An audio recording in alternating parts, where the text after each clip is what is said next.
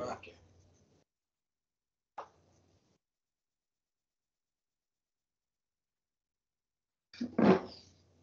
Okay, so the question is, virtual machines can access the internet. Yes, it can access the internet.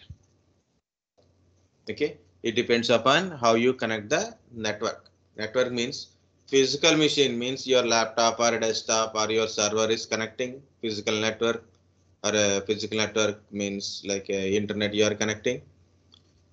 So from virtual machine to your physical machines, NIC, you can able to bridge it. You can able to bridge it. If you bridge it, you'll get a internet access. That's it. You'll get a internet access. So that is how we can access. That is, I will show you in a network virtualization in a Hyper-V. In a Hyper-V. Okay. Given this very simple, guys. To you want a virtual machine, internet access in the virtual machine, there is a few options are there. So look at here. This is mine. Okay, no problem. Or any problem? Okay, no problem. See, this is a VMNet one. It is a host only, bridged like a VMNet 0 or bridged. Okay, you can select a VMNet 0 or a bridged. So if you are connecting, so you can connect it to your physical network by using bridged or a VMNet 0. You can connect it to physical network.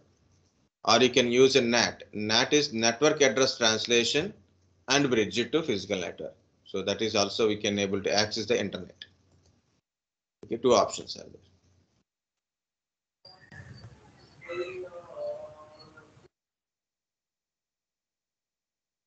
Okay, so guys, actually I want to really want to go with that one only. Network virtualization, storage virtualization kind of stuff. Just we have other things like application virtualization kind of stuff is there. One by one, we'll go through once the all the other virtualization, storage, network, Hyper-V. These three things I will tell once. Okay. Small notes only, guys. Just try to understand one by one. Because we are already in the desktop virtualization, so we are doing one simple task here. Guys, first thing in the Microsoft.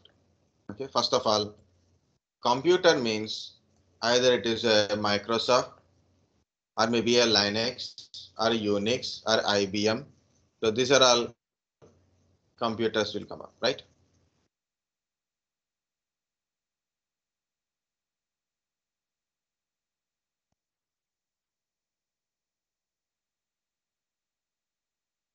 How to access the services from server virtualization to outside client computer by using SSH and RDP. There is a little bit split. We can split the question. So I will tell in different way. Okay, then I will remove this thing. Okay. The question is, this is my server virtualization means this is my server or a host, whatever it is. Inside this server, I have a virtual machine. The terminology is we should understand. That's why it's important, guys. This is a user. User means it is also a part of organization or whatever it is. He want to access the machine remotely. He want to access this virtual machine. So he can use RDP, SSH, Telnet that I told, right? You want to access means you want to configure it or control it or do some work on the virtual machines. He can able to access with the remote access protocols. Okay, accessing. For example, for example,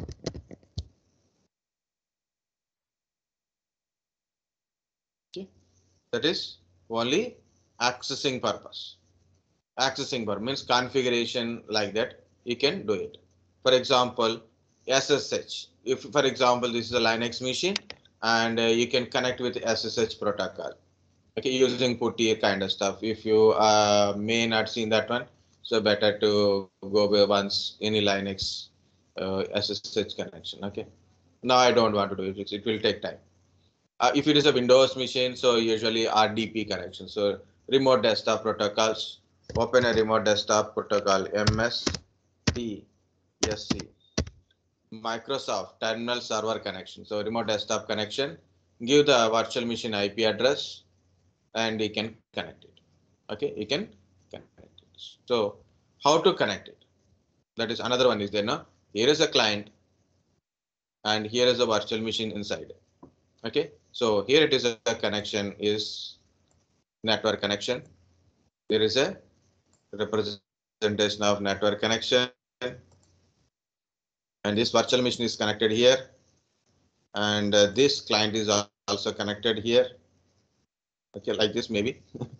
Okay, now these virtual machines should connected to physical network. So because of you are accessing through network, you are accessing through network. So compulsory the connection make like this.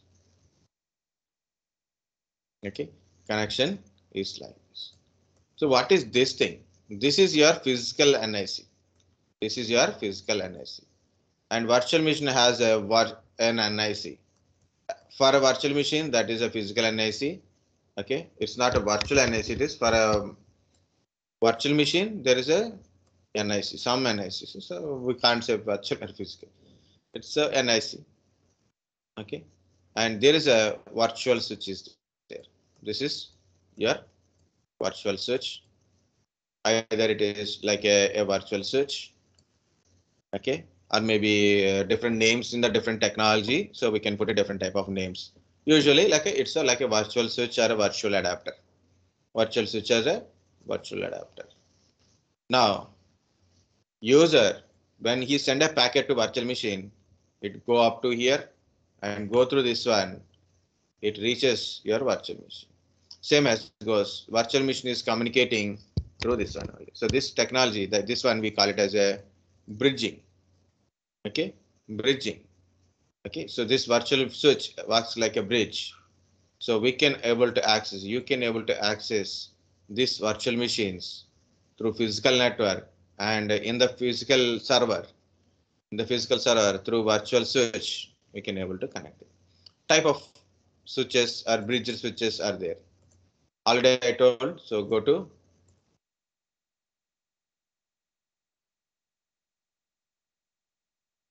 this is a such VMNet 0.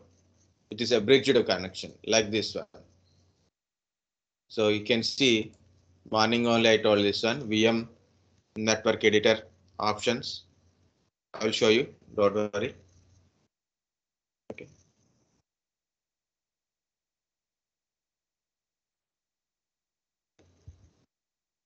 See, VMNet 1, VMNet 2 are hosts only. They don't communicate it to physical network, remote network. But this is bridged. It is bridged over to my physical NIC. It is bridged over to my physical NIC. So obviously, like this, I can able to communicate from virtual machine to physical machine. Okay.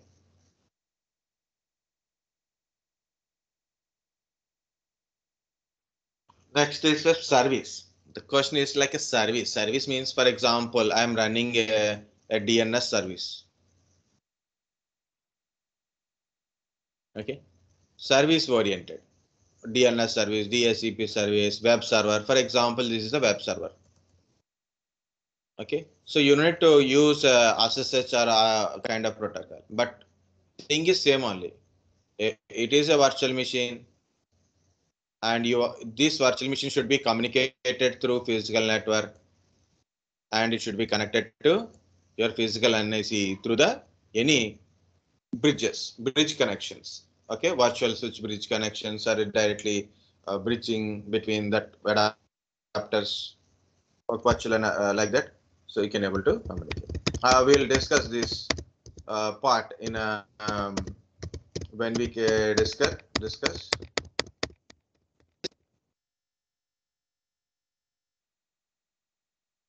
We can discuss this thing in a network virtualization again, once again. So we'll see.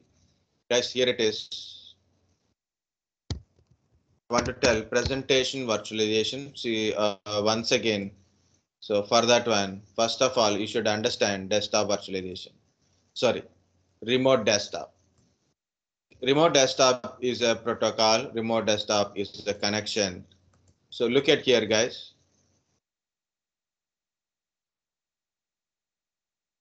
Understand this thing because it's very useful in a further technologies also.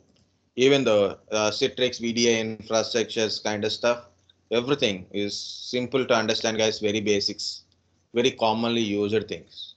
Okay, nowadays people are saying like a very big cloud, this one, that one, that one.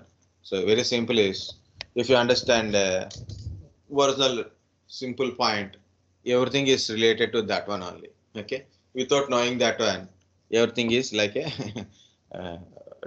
so now so big words, very great words.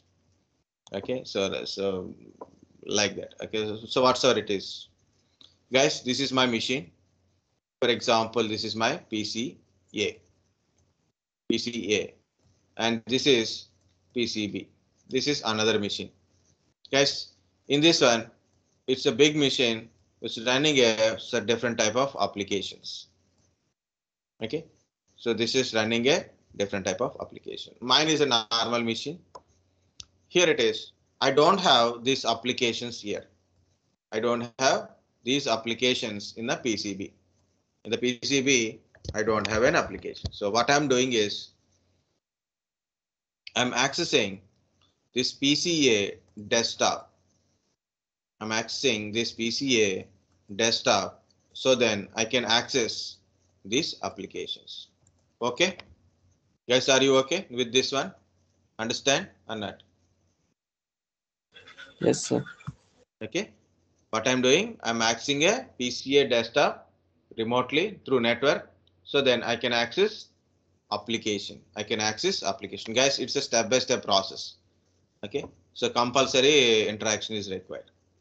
Application, I can able to access. So that is, I'm accessing an application now. Good, work is going on. But problem with the Microsoft is there. Microsoft Windows, when you go to the operating system related thing, okay,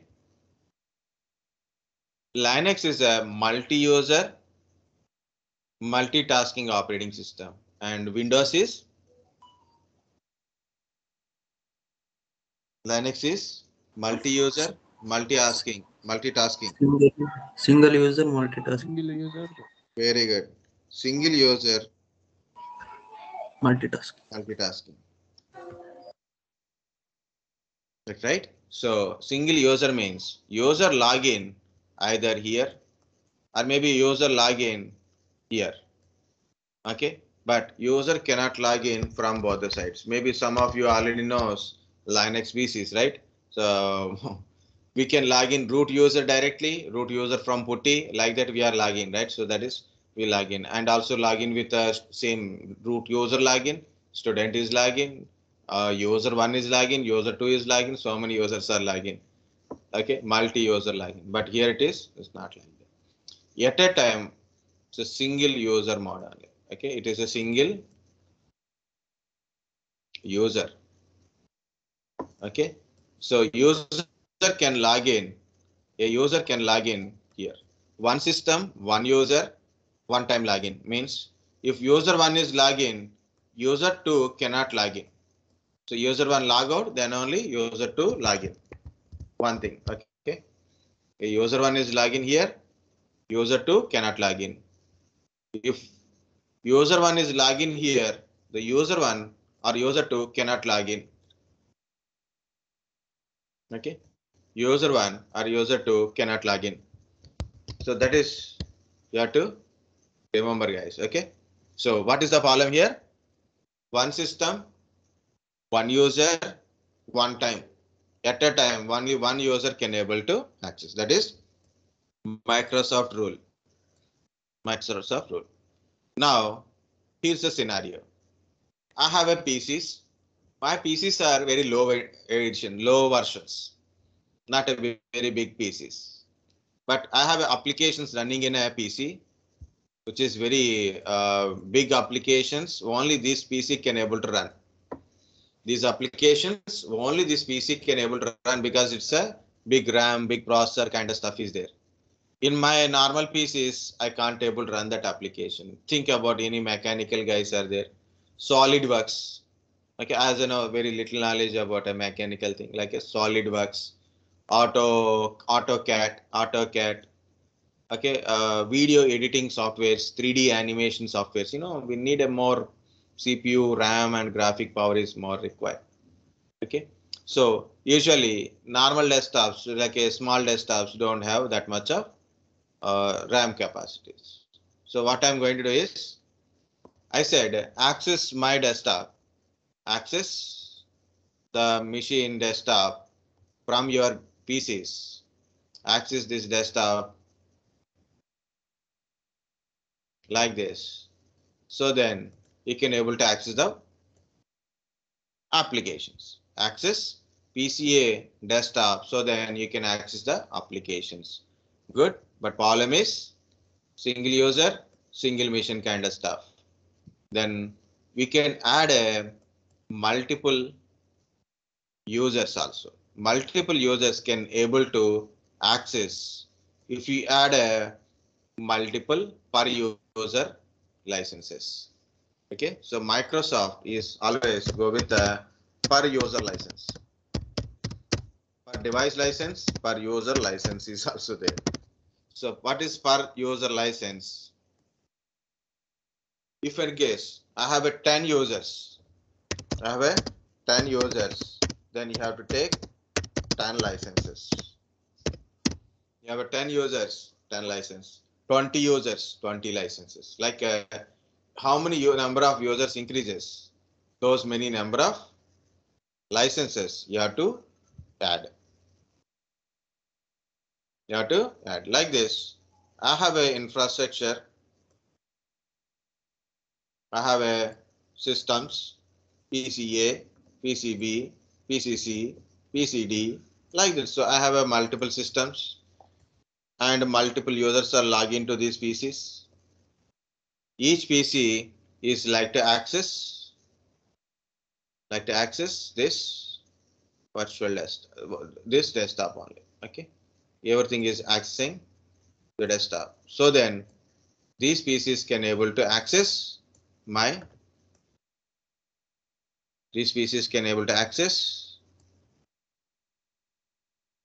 desktop environment. So I got a desktop and I got a desktop, I got a desktop and I got a desktop. Okay, so how it is possible? Because of remote desktop server.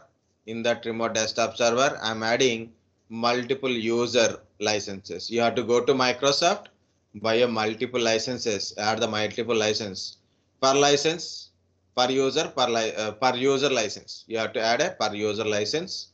So then 10 licenses, 10 users.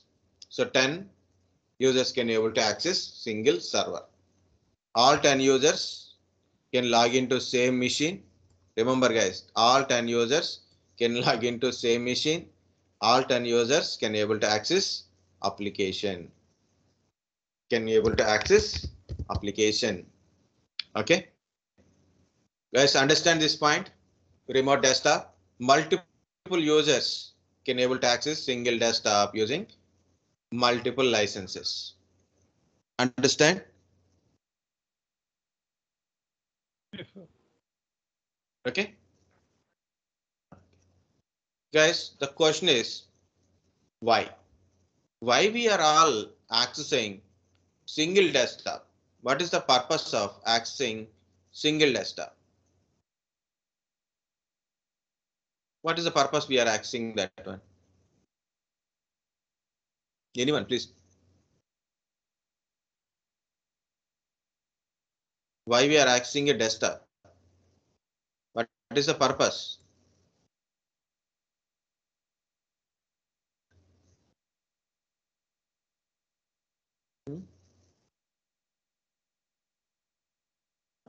We can use services. Can use Services and application. very good, very good. Okay, so main purpose is for application access only. We don't need entire desktop, right? We need a application in the desktop. That's why we are accessing entire desktop. For example, you want to access application in my desktop. For example, you want to access this Eclipse, which is running in my PC. You want to access. So what do? You're accessing my entire PC, then you will access, right? So that is, but purpose is not to access my entire desktop, right? You don't want entire desktop, you want a application only. So that is the purpose. Okay. For this one, for this purpose, the further development is occurred, that is called a remote apps. Okay. Here we are accessing remote desktops. Okay. This you are accessing remote desktop for a accessing an application, but here we are accessing one more service is called, that is called a remote apps. What is a remote apps? Very simple. Just connect to your server, means your PCA, connect a PCA asking, I want a application. I am a particular user 1 or user 2.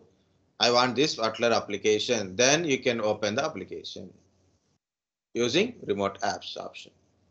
Okay. So, or maybe this PC asking a request. I want app to particular user got authenticated. So that PC will access application 2. Okay. So it is not accessing entire desktop. Using remote apps, you can only access the application only. 1 second, I will show you that one if it is there. Go to control panel. There you can find remote desktop / remote apps. Is it there? Yeah, here it is. Remote apps and desktop connection.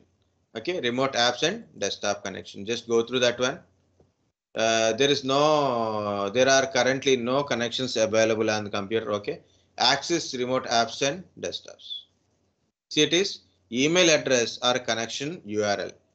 Email address or connection URL. Just remote systems, how they will give it with a URL type. So give the URL or a email ID.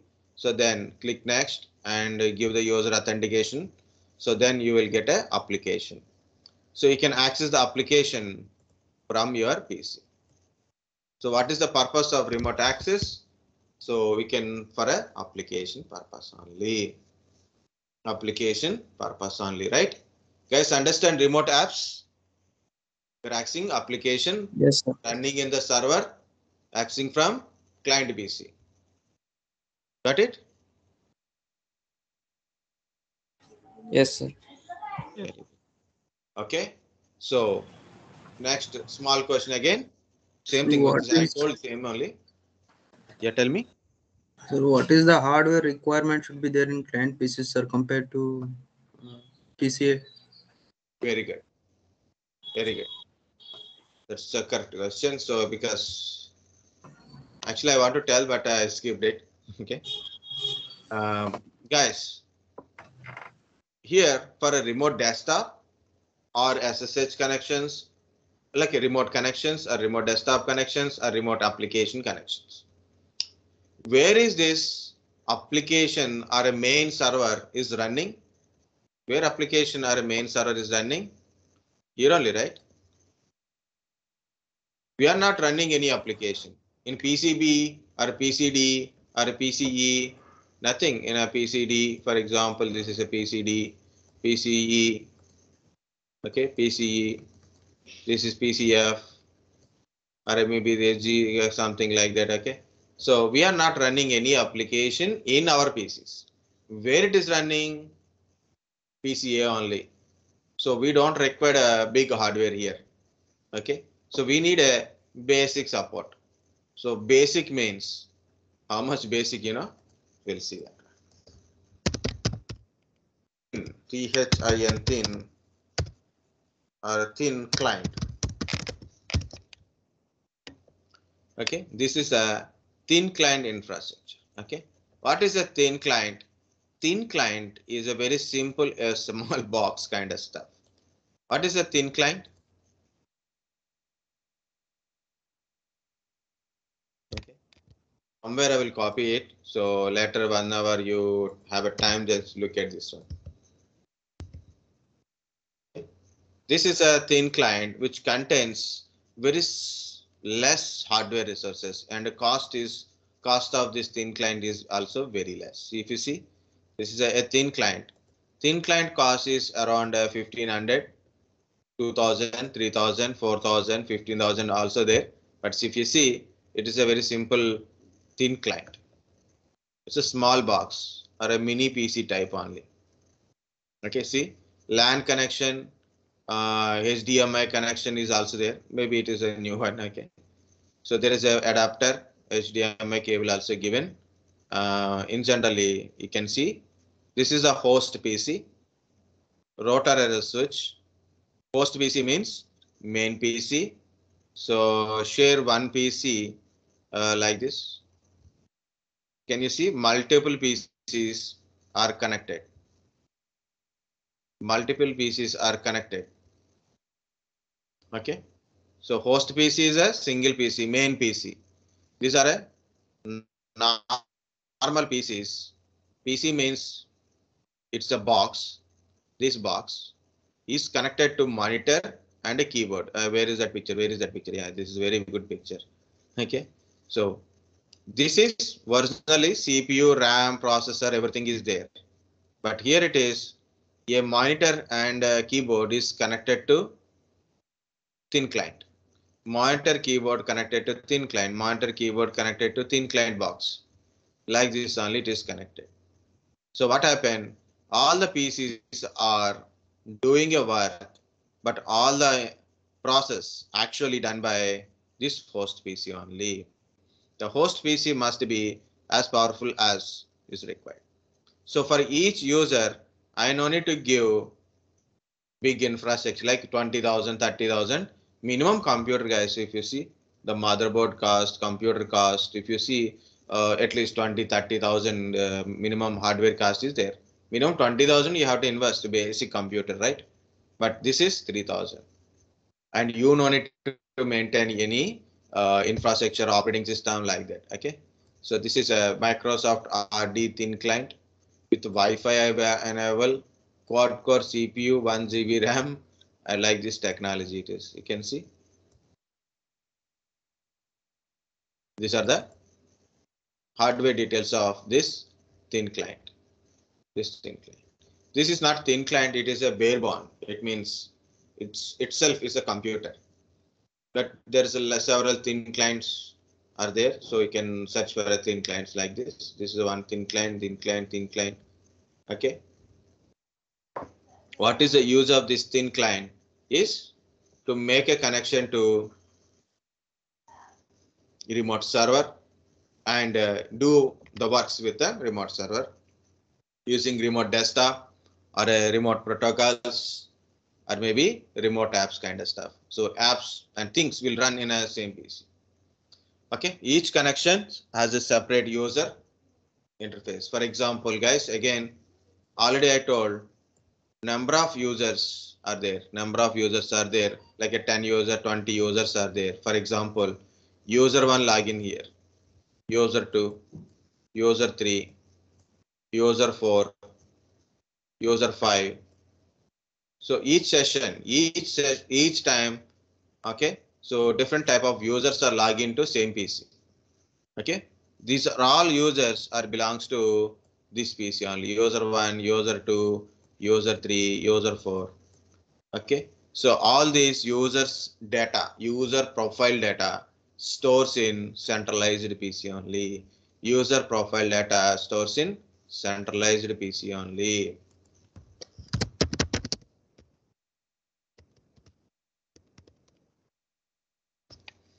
stores in your PC only. In this one only, user profile data stores. Okay, guys, what I said, remote desktop. Next one is remote apps. Third one is thin client. Thin clients. Yeah. What is this thin client? Thin client is to connect our host. Okay, for a connecting purpose only. You don't require more hardware for connecting, and this kind of stuff. You don't require a big hardware kind of stuff. It is a very simple hardware to connect single PC, multiple things. Yeah, same picture. Okay, same picture only. It's a single PC, single main PC, multiple computers we can able to connect it, but the multiple computers does not require a more hardware. So what we are using? We are using simply a thin client to connect your monitor, keyboard, mouse, and the network connection.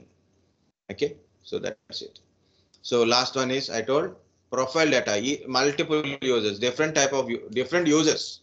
We are logging, right? User 1, user 2, user 3 users will log into same PC remotely. You are logging remotely to same PC. So when you are logging to the same PC remotely, automatically the user profile data also stores in the PCA only. Okay, so this is the infrastructure, guys. Why I told this one? This is the really happens. This is really the real time example I told. Okay, so don't think like it is I told a story. It is a story. It's actually happening. Means keep going from so many years. From so many years, this the thing is going on. But in this one, what we can take it. One is presentation virtualization. One is presentation virtualization.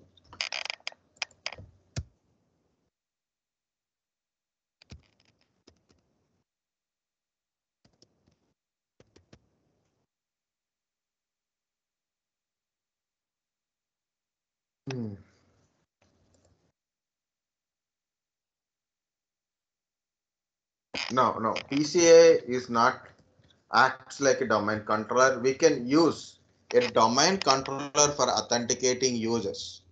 PCA is just a PC or a host which share the resources with another. Share the resources or applications or desktop environments or data storage. It can able to share it. So all are using PCA. Okay. Of course, if you don't have any Active Directory kind of stuff, you can user is authenticating. Active Directory is for authenticating users or storing user information, but it is not user data or giving application kind of stuff. Okay, it's not a domain controller. Domain controller you can use in this environment if we are in a Microsoft environment. Obviously, domain controller you can use it for authenticating your users. And also we can regulate users. Domain control user to control user activities, right? You can tell these users are remote desktop users. Okay, for that one, remote desktop group is there. So you have to add these users to that one. So you authentication, remote desktop services are there in servers like that. Okay, I'm sticking to whole concept only, base concept only, not entire infrastructure. This is itself, I think it is higher. Okay, presentation virtualization. It is like remote desktop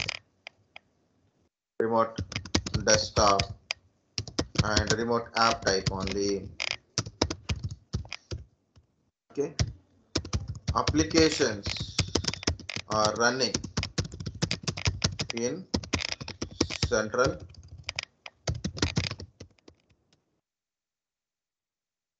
server or a PC.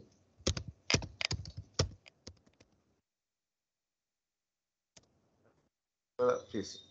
So this is okay. User profiles store in the central server or a PC or central storage. Okay. Okay, central storage means NAS and kind of stuff. Okay, so this is the presentation virtualization. Later you can read it from the PPT also.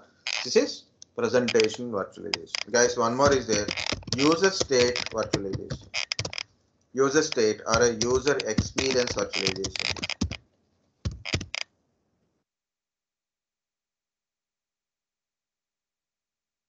Experience, experience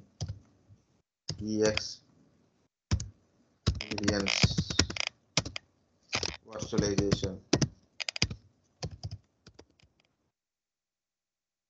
Okay, yeah, so not good with spellings. Okay, less experience with the spellings. Okay, user state or user experience virtualization. So what is this kind of stuff, guys? Same example only. Each user creates a different profile data. Each user profile data is there. So to maintain user profile data, wherever you log in from, whenever you log in or wherever you log in from, which device you are logging, profile data must be shown. Profile data, your saved data should be shown. So that is called user experience virtualization. So we use certain tools. You hyphen UVE, user virtual experience, user experience virtualization. So UEV kind of stuff, user state virtualization kind of stuff. It means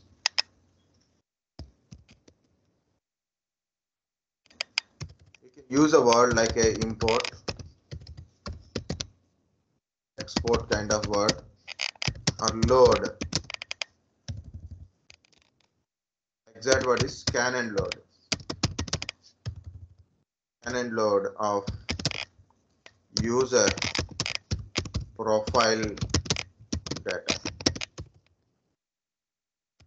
So the tool is actually user experience virtualization.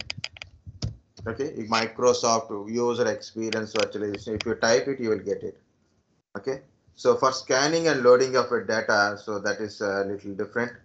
So here it is. We use user state migration tool. User state migration. Okay. So it is also part of ADK. Okay, ADK or Wake. WAIK. WAIK or WIAK. Windows Assist and Installation Toolkit. Wake. Windows Assist Installation Toolkit. Okay, or kit, or like that. Okay, K means kit, installation, assist, okay, or assistance, Windows, Wake. ADK.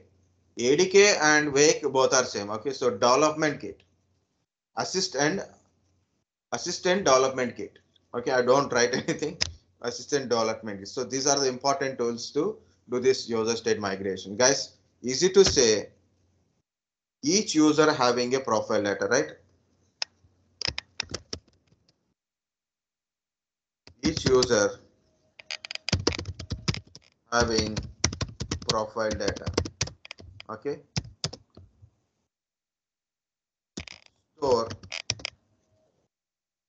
storing and loading profile data wherever user login accessing. So that is main purpose of USMT. Usually, like normally USMT we use. So whenever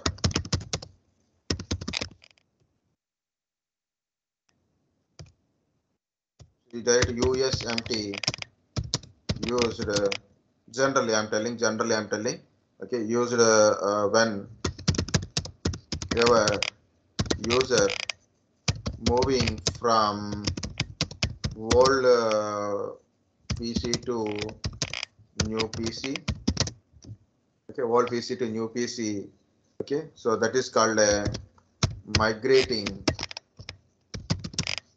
from old PC to new PC. Okay, so in that cases we use SMT. Of course, there is other tools are there that is not there now. That is called Windows Easy Transfer. Okay,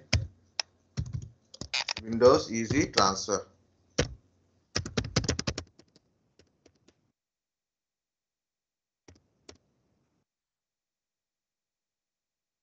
This is Windows Easy Transfer for transferring old to new. It's up to Windows Vista 7. It is introduced in Windows Vista and it is there in 7 and it is there in 8. It is not there in 10. 10 is last. 10 is last. So you want to transfer anything, you have to use ESMT or you can use Microsoft account. Okay. Guys, user state migration. So user state migration toolkits, we use it. So you want a USMT, you need a wake or a ADAK kind of stuff, MDP, lot of tools are there here. So it was use a just understand user state migration toolkit. It scan the old PC and load the data into new PC. Okay. So simply say and easily say whenever you using BYOD means bring your own device. Like you are logging into any device, like I'm logging into tablet, I'm logging into laptop, I'm logging into through web browser. Okay, so what's I should wherever I log in with my account, my profile data should be loaded, my application can be accessible. For that purposes, we use this user state migration. The last one is application virtualization candidates, guys. So before just my mind is a little bit tricky. So Microsoft, based on the technology wise. So Microsoft wise, YAPV is a tool to achieve application virtualization. Application virtualization. Okay. Citrix. Zenap. Yeah, it is. Citrix is best to remember the names. Remember the names, not to do. Okay, so yeah, that is we don't know. That's the thing. Okay, so and VMware. VMware is also there. ThinApp.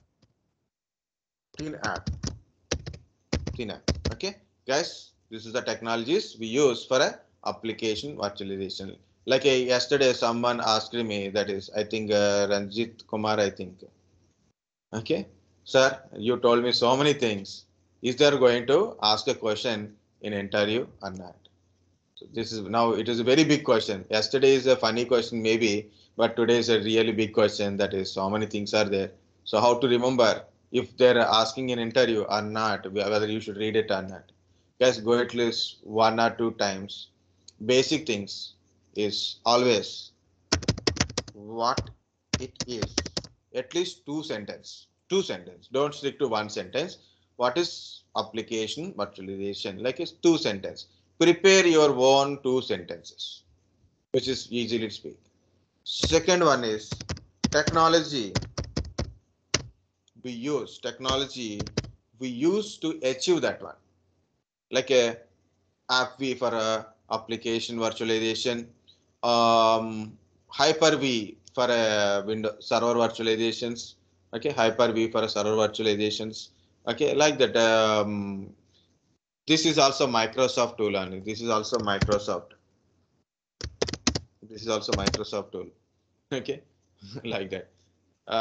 So what is that one tools, or maybe what concept it is, what concept wise names, certain names, give some 1 or 2 names, so then you will get it to speak about it. Just 1 or 2 lines about what it is. Second, what technology or what kind of things we use to say this is a that particular virtualization, like a presentation virtualization, remote desktop type, remote apps, and server runs application, client access application. Okay, client accessing application, application runs at server.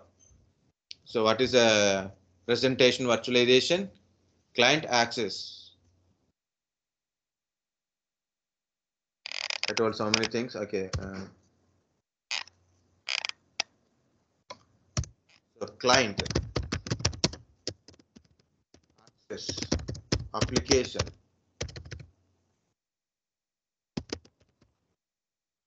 Client access an application. Access means using, accessing or using application, and a server running application. Okay, so that's a presentation virtualization. So exactly say application running at server. Server means PCA. Okay, simply say application virtualization. So guys, application virtualization is very simple. Same thing as this presentation virtualization. Same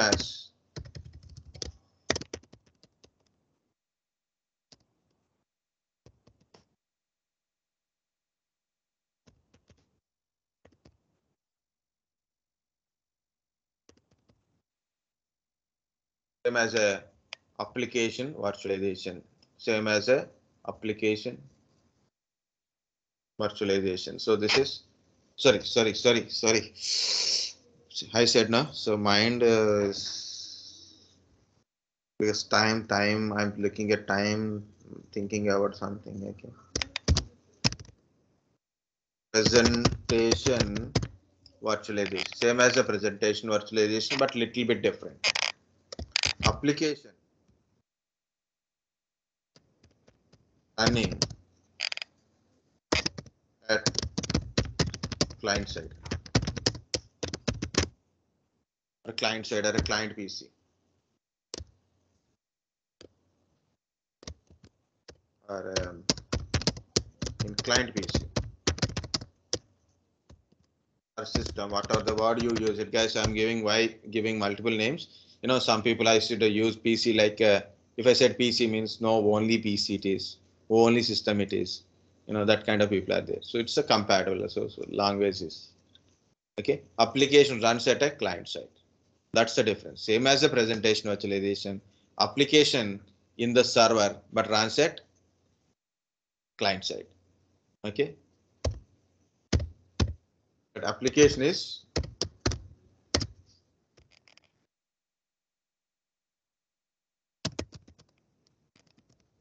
in server. Okay. Both the sides application is running. To achieve AI, achieve. What is SAS, guys? Anyone? Software. Yes, very good. Software as a service. To achieve Software as a service. software as a service, we use application virtualization. Okay, so using of application virtualization, software as a service, we can get it. So that is the importance. That's why I told. Otherwise, I can skip it easily. But my point is software as a service. What is a software as service? Examples? Anyone tell? Software as a service examples? I want an example now. I don't want anything. Microsoft Office 365, Salesforce,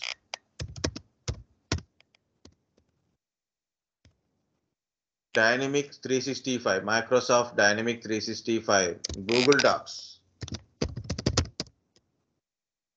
Google Forms, Google Docs. Dropbox. What it is?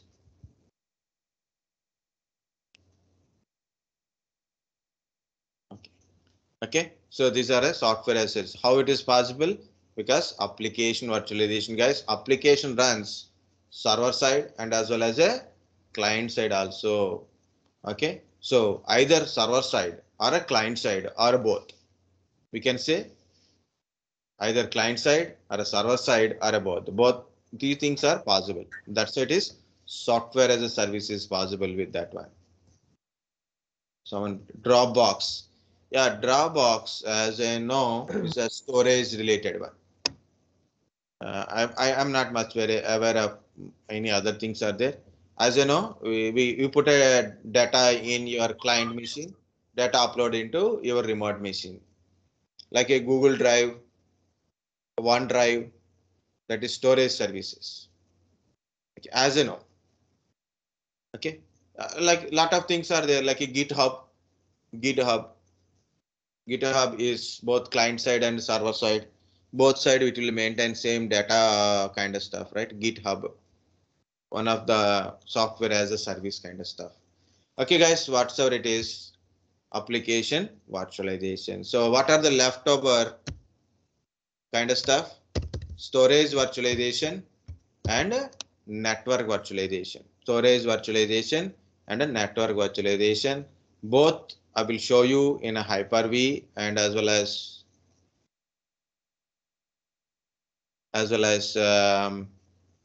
first I will tell you storage virtualization and as well as Hyper-V virtual machine creation. Okay, so these three things will tell, but it is almost like a 40 minutes to kind of stuff. Okay, no problem. Guys, take a 10 minutes break. I know already you people are mind is not working.